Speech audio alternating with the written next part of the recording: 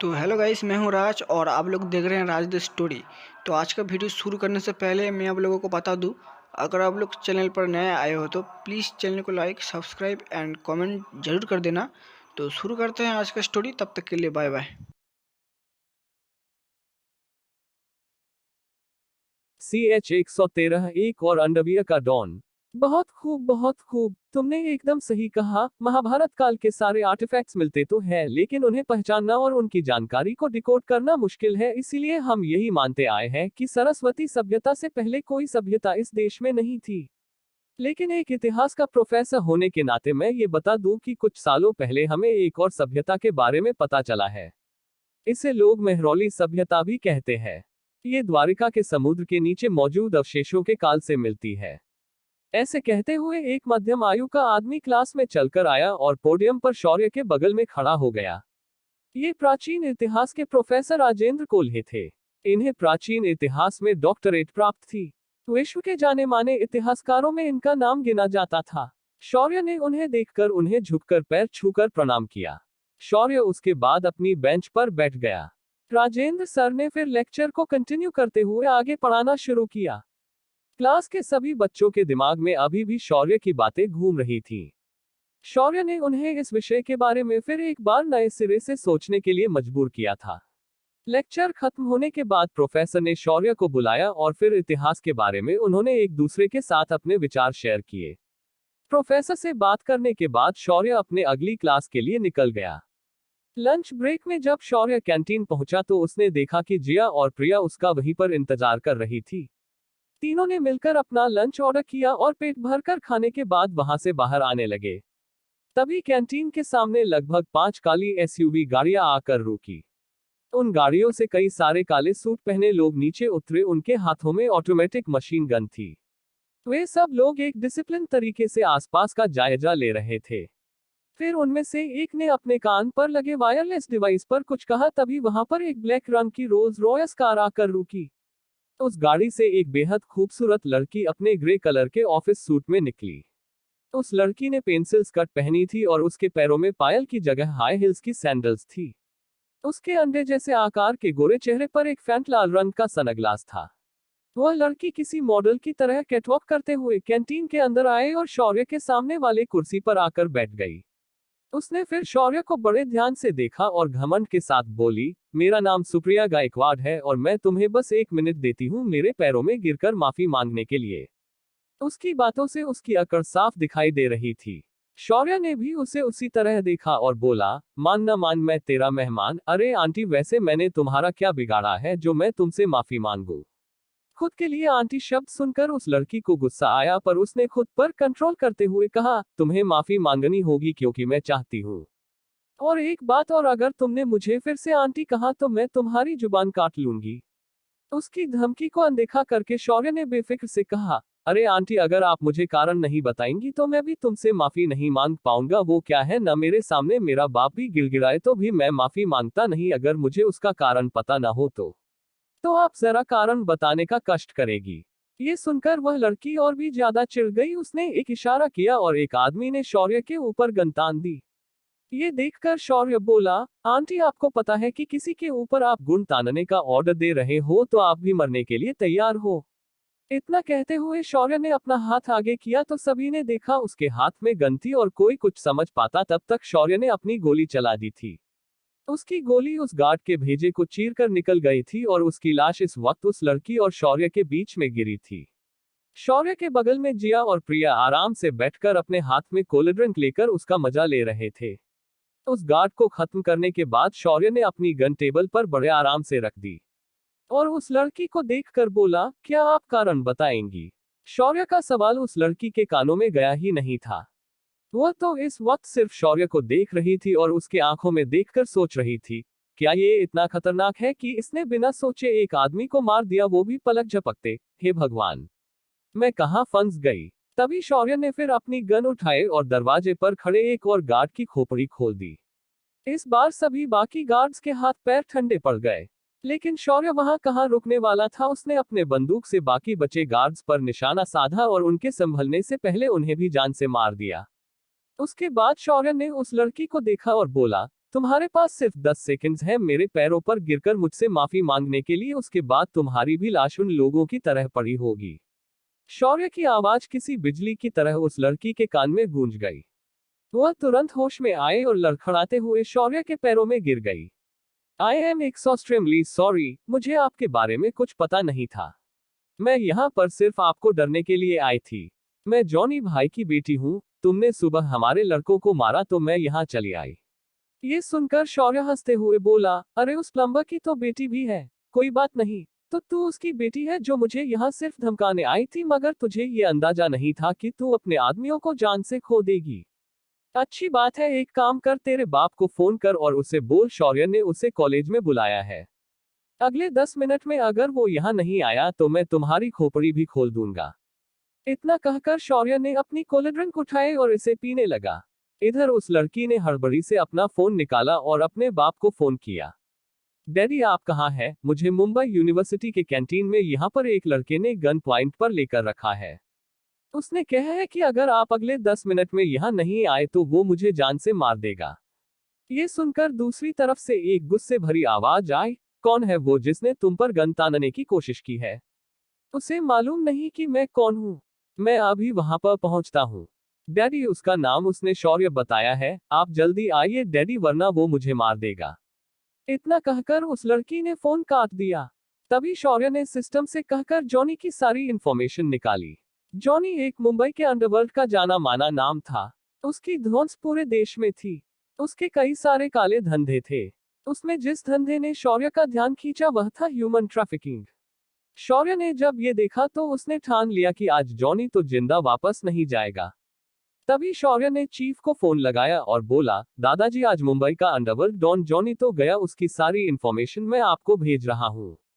इस वक्त वह मुंबई यूनिवर्सिटी के कॉलेज कैंपस में आ रहा है। मैं चाहूंगा कि अगर बात बड़ी हो जाए तो आप संभाल ले। चीफ ने शौर्य को दिलासा दिया और फोन रख दिया। इधर कुछ ही मिनटों में जॉनी कॉलेज कैंटीन में पहुंच चुका था। उसकी एंट्री किसी फिल्म के हीरो से कम नहीं थी। उसने एक लंबा कोट पहना था, अंदर एक ब्राउन कलर का सूट था। उसके पैरों में चमचमाते हुए जूते थे। वह अपने बॉडीगार्ड्स के साथ वहां पर आया था। इसके सारे बॉडीगार्ड्स शरीर से बेहद ताकतवर दिखाई दे रहे थे। ज्यादातर वे लोग अफ्रीकन मूल के विदेशी बॉडीगार्ड्स थे। वह अपनी बुलेट प्रूफ गाड़ी में आया था। अंडरवर्ल्ड का डॉन तो था पर वह उतना की डरपोक था। शौर्य उसके सुरक्षा के इंतजाम देखकर हैरान था। कैंटीन में आते ही जॉनी ने देखा कि एक 20 साल के आसपास का लड़का उसके बेटी के सामने बैठा है। उसके सामने एक पिस्तौल रखी है और वह उसे ही घूर रहा है। लो जॉनी ने फिर कैंटीन के अंदर नजर दौड़ाई तो देखा कि वहां कुछ लाशें गिरी हुई थी। ये सब उसके बेटी के गार्ड्स थे। उसने अपने हाथ से उसके बॉडीगार्ड्स को इशारा किया। उसके इशारा मिलते ही बॉडीगार्ड्स ने पूरे कैंटीन को खाली कर दिया। अब कैंट में सिर्फ शौर्य और उसकी बहनें थी और उनके सामने था जॉनी। शौर्य ने जॉनी को बड़े ही आराम के साथ देखा और फिर अपनी कुर्सी पर सटकर आराम के साथ बैठ गया और बोला, आओ जॉनी आओ, तो क्या कहना चाहोगे तुम्हारी बेटी के इस हरकत के बारे में? अगर इसकी जगह कोई लड़का होता तो मैं उसे कभी का ऊपर पहुंचा चुका होता। इसे सुनकर जॉनी बोला, बच्चे तुम्हें मालूम होना चाहिए कि तुमने किसके बेटी पर हाथ डाला है। मैं जॉनी हूँ, जॉनी मुंबई अंडरवर्ल्ड का किंग। तुम सोच भी नहीं सकते अगर मेरी बेटी को कुछ हो जाता तो मैं तुम्हारा क्या हश्र करता। ये सुनकर शौर्य जोर जोर से हंसते हुए बोला, अबे चिरकुट तू मजाक अच्छा कर लेता है। वो छोड़ और बता तुझे आज कैसे मरना है, मतलब गोली खा कर या मेरे हाथों से मार खाकर? क्योंकि जैसे तेरे चाल चलन है आज मैं तुम्हें जिंदा वापस जाने नहीं दे सकता।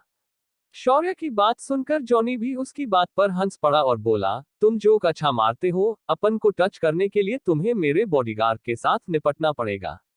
उनके होते हुए यहाँ परिंदा भी अपने पर नहीं मार सकता। जॉनी अपने बॉडीगार्ड्स के दम पर घमंड के साथ कह रहा था। शौर्य को ऐसे घमंडी लोग बिल्कुल पसंद नहीं थे। शौर्य ने एक बार सभी बॉडीगार्ड्स को देखा और बोला, क्या तुम्हारे बॉडीगार्ड्स नाश्ते में लोहा खाते हैं क्या कि वो लोग मुझे रोक पाएंगे, क्योंकि मुझे रोकने के लिए उन्हें ये करना पड़ेगा। शौर्य इतना कहकर अपनी जगह से उठ खड़ा हुआ। उसके उठते ही उन गार्ड्स ने शौर्य पर निशाना लगाते हुए अपनी बंदूक लोड कर दी। शौर्य ने एक बार अपनी बहनों को देखा और बोला, मेरी प्यारी बहनों, अभी जो होगा उसे तुम किसी को नहीं बताओगी, अब आराम से उस दूसरे टेबल पर जाकर बैठ जाओ। शौर्य के कहने पर दोनों बहनें काउंटर के दूसरी तरफ जाकर बैठ गई। उनके जाते ही शौर्य के चेहरे पर जो स्माइल थी वह अधिक भयावह और चौड़ी हो गई। शौर्य ने अपनी टेबल पर रखी गन उठाए और उसे हवा में इस तरह उछाल दिया कि उसकी मैगजीन बाहर निकल गई और उसके साथ ही शौर्य ने अपनी दूसरी मैगजीन उसमें हवा में ही लोड कर दी। लोड होते ही शौर्य ने किसी एक्शन हीरो की तरह अपनी गन को उन गार्ड्स की ओर तान दिया और उन गार्ड्स की गोलियां शौर्य तक पहुंचती उससे पहले वो लोग जमीन पर ढेर हो चुके थे। कुछ गोलियां शौर्य को आकर लगी मगर शौर्य को खरोंच भी नहीं आई। सभी गार्ड्स को साफ करने के लिए शौर्य को कुछ सेकंड्स लगे थे। उसके बाद शौर्य धीरे से चलकर जॉनी के सामने आया और उसके गालों को थपथपाते हुए बोला, जॉनी जॉनी तेरे गार्ड्स कहाँ है? इस वक्त जॉनी डर के मारे कांप रहा था। मुंबई के अंडरवर्ल्ड के दिन को एक छोटे से लड़के ने पसीना आने तक डर दिया था। अगर ये बात बाहर फैल गई तो क्या होगा? शौर्य का सवाल सुनकर जॉनी ने अपने चारों ओर एक बार ध्यान से देखा और उसे पता चला कि उसका एक भी गार्ड जीवित नहीं है। वह तुरंत अपने घुटनों पर आ गया और गिड़गिड़ाने लगा, भाई भाई मुझे माफ कर दो, मैंने आपको समझने में गलती कर दी। आप चाहे तो मेरी सारी प्रॉपर्टी ले लो मगर मुझे छोड़ दो। मैं कभी आपके रास्ते में नहीं आऊंगा। मैं आपके हाथ जोड़ता हूँ, प्लीज मुझे माफ कर दो। उसकी बात सुनकर शौर्य ने अपने कान में एक उंगली डालकर हिलाया और बोला, तू बहुत शोर मचाता है यार, लेकिन तुझे ये मालूम होना चाहिए कि जब तू तेरे ह्यूमन ट्रैफिकिंग के धंधे में लोगों को पकड़कर उन्हें मारता है और बेचता है तो उनकी क्या हालत होती होगी। जब तुम खुद अगर दयावान न हो तो दूसरों से दया की भीख नहीं मांगते। इतना कहकर शौर्य ने एक बार जॉनी को देखा और उसके माथे पर बंदूकें रख दी और गोली चला दी। धड़ाम की आवाज के साथ जॉनी का भेजा खुल गया और उसकी बॉडी जमीन पर गिर गई। शौर्य ने फिर उसके बेटी को देखा और बोला, जिंदगी में इसके बाद घमंड मत करना और किसी बेगुनाह को परेशान मत करना वरना तुम्हारा भी हश्र तुम्हारे बाप की तरह होगा। मैं ज्यादातर अपने दुश्मनों को जिंदा नहीं छोड़ता लेकिन तुम्हारे एक अच्छे कर्म ने तुम्हारी जान बचाई है। अगर वापस जाओ तो उन अनाथ बच्चों को धन्यवाद देना मत भूलना जिन्हें तुम पाल रही हो। इतना कहकर शौर्य ने अपनी बहनों को बुलाया और उन्हें लेकर वह उसी रोल्स रॉयस में बैठ गया जिसमें बैठकर वह लड़की कॉलेज में आई थी। शौर्य ने गाड़ी स्टार्ट की और वहां से निकल गया। कुछ मिनटों में वहां पुलिस पहुंच गई। कमिश्नर को पहले ही चीफ ने बता दिया था, इसीलिए पुलिस ने आकर मामला संभाल लिया और इस बात को मीडिया और बाकी लोगों में फैलने नहीं दिया। पुलिस ने सिर्फ इतना बताया कि कुछ लोग घायल हो गए थे और जॉनी और उसकी बेटी भी ठीक है। लेकिन असलियत को कौन छुपा सकता है? अंडरवर्ल्ड के बाकी लोगों को सच्चाई पता चल ही गई। कई लोग जॉनी की जगह लेना चाहते थे पर जॉनी को मारने वाले का ख्याल आते ही वे लोग पीछे हट गए। इधर शौर्य एयरपोर्ट पहुंच गया था। एयरपोर्ट पर कशिश, सिमरन और रिया तीनों पहुंच चुकी थी। शौर्य ने उन्हें पिक किया और सीधे दिवाकर के पास रजिस्ट्रेशन ऑफिस पहुंच गया। यहाँ धीरज पहले ही मौजूद था। जब शौर्य यहाँ पहुंचा तो उसकी नजर किसी और पर नहीं बल्कि धीरज पर पड़ी। उसके सिर पर पट्टी लगी थी, लेकिन वह काफी जवान और तंदुरुस्त लग रहा था। शौर्य ने आते ही उसकी टांग खींचते हुए कहा, क्यों बे बुढ़े, लगता है कल दादी ने तेरी खातिरदारी बहुत अच्छे से की है। ये सुनकर धीरज को बहुत गुस्सा आया और वह बोला, तू नारद है नारद, तूने उस बुढ़िया को क्या पट्टी पढ़ाई है? कल से वो मेरे खून की प्यासी बनी घर में बंदूक लेकर घूम रही है। भगवान करे तुझे भी ऐसी बीवी मिले जो तुझे गन पॉइंट पर नचाए। ये इस बूढ़े की तुझे हाय है। धीरज की बात सुनकर शौर्य जोर जोर से हंसने लगा और बोला, मैं तेरी तरह बदतमीज नहीं हूं, नहीं, मैं अपने डिसिप्लिन दूसरों पे थोपता हूं, ये तेरे अपने कर्म है बुढ़ू। ये सुनकर धीरज चुप हो गया और बोला, हाँ हाँ ठीक है, अब चल और तेरी प्रॉपर्टी ले और मुझे पैसे दे दे, वो भी मार्केट रेट के हिसाब से। शौर्य ने हाँ में अपनी गर्दन हिलाए और वह उनके साथ अंदर गया। अंदर जाकर शौर्य ने कुछ ही मिनटों में सारी प्रोसीजर कंप्लीट की और वह जमीन खरीद ली। उसके बाद शौर्य ने उस विला का रजिस्ट्रेशन भी कंप्लीट कर लिया और वहां से कशिश और बाकी लड़कियों को सीधा विला पर लेकर आ गया। अब क्या होगा आगे? क्या अंडरवर्ल्ड वाले शौर्य के पीछे पड़ जाएंगे? क्या जॉनी की बेटी शौर्य के खिलाफ कोई साजिश करेगी? क्या शौर्य इस जमीन पर अपना बिजनेस शुरू कर पाएगा?